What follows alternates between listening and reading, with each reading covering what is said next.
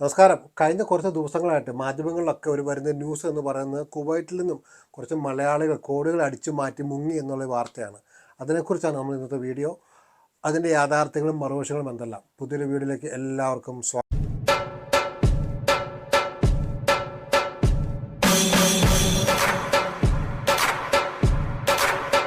കുവൈറ്റിൽ ബാങ്കിനെ കബളിപ്പിച്ച് 700 കോടി തട്ടി മലയാളികൾ. ബാങ്കിൽ നിന്ന് ഒരു ലോൺ എടുക്കുക എന്ന് പറയുന്നത് മലയാളിയെ സംബന്ധിച്ചും പുതുമയുള്ള കാര്യമേ അല്ല. വീടും സ്ഥലവും പണയം വെച്ച് ലോൺ എടുക്കാൻ ചെല്ലുമ്പോഴാണ് അതിന്റെ മുന്നാധാരം മുതൽ റെഡിയാക്കി കയറി ഇറങ്ങുന്ന മലയാളി കാഴ്ച നാട്ടിലൊരു സ്ഥിരം കാഴ്ചയാണ്. പക്ഷേ വിദേശ രാജ്യങ്ങളിൽ കാര്യങ്ങൾ എളുപ്പമാണ്.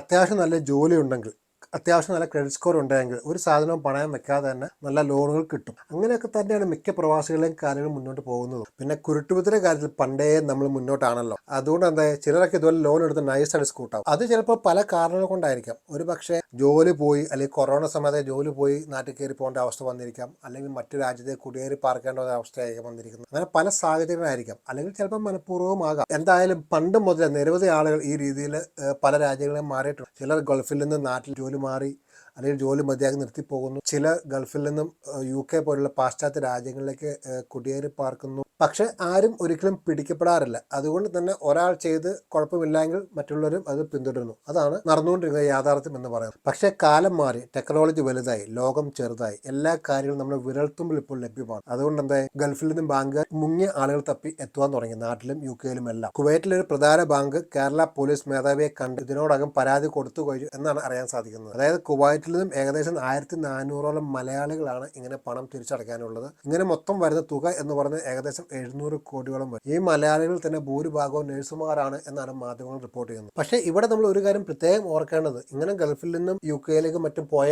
എല്ലാവരും ഇതുപോലെയുള്ളവരല്ല. കാരണം ഇതുപോലെ ഈ മിഡിൽ ഈസ്റ്റിൽ നിന്ന് ഇങ്ങോട്ട് വന്ന 1-2 ആളുകൾ ഞാൻ സംസാരിച്ചു, പ്രത്യേകിച്ച് കുവൈറ്റിൽ നിന്ന് വന്ന 1-2 പേര് ഞാൻ സംസാരിച്ചു. അവർക്ക് ഇതുപോലെ പോന്നപ്പോൾ അവിടെ ലോൺ ഉണ്ടായിരുന്നു. ആ ലോൺ എല്ലാ മാസവും കൃത്യമായി അവർ തിരിച്ചടയ്ക്കുന്നുമുണ്ട്. ആദ്യം പോന്നപ്പോൾ അവിടെ അക്കൗണ്ടിൽ പൈസ ഇട്ടിട്ടുണ്ടായിരുന്നു. പിന്നെ ഇവിടെ വന്നതിന് ശേഷം ശമ്പളം കിട്ടുമ്പോൾ എല്ലാ മാസവും കൃത്യമായിട്ട് അക്കൗണ്ടിലേക്ക് പൈസ ഇട്ട് ലോൺ തിരിച്ചടയ്ക്കുന്നുമുണ്ട്. അതുകൊണ്ട് തന്നെ എല്ലാവരും നമുക്ക് അടച്ച് ആക്ഷേപിക്കാൻ സാധിക്കില്ല. ചിലരൊക്കെ ഈ രീതിയിൽ ചെയ്യുന്നുമുണ്ട്. അതാണ് ഒരു യാഥാർത്ഥ്യം എന്ന് പറയുന്നത്. അതുപോലെ തന്നെ UK യിലെ സ്റ്റുഡന്റ് വിസയിൽ എത്തി തിരിച്ചു പോകുമ്പോഴും, അല്ലെങ്കിൽ ഈ രാജ്യത്ത് നിന്നും ഓസ്ട്രേലിയയിലേക്കും മറ്റു രാജ്യങ്ങളിലും കുടിയേറി പോകുമ്പോഴും ഇവിടുന്ന് ലോണോ അല്ലെങ്കിൽ കടകളിൽ നിന്നും മറ്റും വില കൂടിയ ഫോണും പോലുള്ള സാധനങ്ങൾ മേടിച്ച് നൈസായി സ്കൂട്ടാവുന്ന സംഭവങ്ങൾ നിരവധി ഉണ്ടായിട്ടുണ്ട്. ബ്രിട്ടീഷ് മലയാളി ന്യൂസ് ഈ വർഷം ആദ്യം തന്നെ ഇതുപോലെ സംഭവം റിപ്പോർട്ട് ചെയ്തിരുന്നു. ഇപ്പോൾ ആകട്ടെ നാട്ടിലെ എല്ലാ മാധ്യമങ്ങളും, അതായത് മനോരമ, ഏഷ്യാനെറ്റ് തുടങ്ങിയ എല്ലാ മാധ്യമങ്ങളും ഈ വാർത്തകൾ വരുന്നുണ്ട്. ഇങ്ങനെ മുങ്ങുന്നവർക്ക് കിട്ടുന്നൊരു പണി എന്ന് പറയുന്നത് പിന്നീട് ജീവിതത്തിൽ ഒരിക്കലും ഒരു വീടോ അല്ലെങ്കിൽ കാറോ അങ്ങനെ സ്വന്തമായി എന്തെങ്കിലും സാധനങ്ങൾ ലോണായിട്ട് മേടിക്കണമെങ്കിൽ സാധിക്കില്ല. കാരണം ക്രെഡിറ്റ് സ്കോർ എന്ന് പറയുന്ന സാധനം അടിയേ പോകും. അത് ലോകത്തിൻ്റെ ഏത് കോണിലാണെങ്കിൽ പോലും,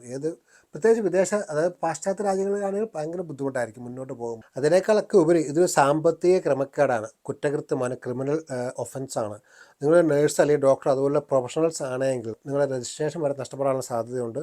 അത് മാത്രമല്ല PR പോലുള്ള ഇതിലേക്ക് വരുമ്പോൾ ഇതുപോലുള്ള കുറ്റങ്ങളെല്ലാം വലിയ പ്രശ്നമായിരിക്കും. അതുകൊണ്ട് പ്രത്യേകം ഓർക്കുക, ബാങ്കുകൾ പഴയതുപോലെയല്ല. ബാങ്കുകളെല്ലാം സ്മാർട്ടായി, എല്ലാം പരസ്പരം ലിങ്ക്ഡ് ആണ് ഇപ്പോൾ. ഒരുപക്ഷെ നമ്മുടെ വിജയമല്യയെ പോലുള്ളവർ ഇതിനൊരു പങ്ക് വഹിച്ചിട്ടുണ്ടാകും. പക്ഷെ അതിൻ്റെ കൂടെ നമ്മളെ പോലുള്ളവർ ചേർന്നപ്പോൾ പൂർത്തിയായി. അതുകൊണ്ട് ഓർക്കുക, ഉപ്പ് തിന്നവൻ വെള്ളം കുടിച്ചിരിക്കും.